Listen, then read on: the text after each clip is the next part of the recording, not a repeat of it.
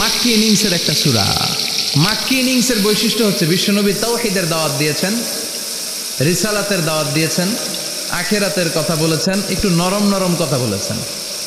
কারণ চারদিকে খালি মাইর, চারদিকে কি কোরআনের কথা বললে মাইর আছে না, মার খেতে হয়, বকা শুনতে হয়, ঝুঁকি নিয়ে কথা বলতে হয়। চিল্লা এখন ঠিক কিনা? বিশ্বনবীরে বলা হলো এগুলো ছেড়ে দেন, এগুলো ছেড়ে দেন। সুন্দরী নারী দেব, টাকার পাহাড় দেব, ক্ষমতার চেয়ারে বসিয়ে দেব, সব দিব।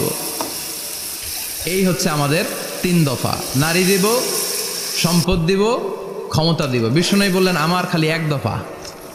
আমার কয় দফা? 1 দফা। লা ওয়াদাউ আশ-শামসা ফি ইয়ামিনি, সূর্য যদি ডান হাতেও দাও, ওয়াল কামারা ফি ইয়াসারি, চন্দ্র যদি বাঁ হাতেও দাও, এই কালেমার দাওয়াত থেকে 1 হাতও আমারে পিছনে নেওয়া যাবে না। চিল্লা এখন ঠিক কিনা? মুমিন কখনো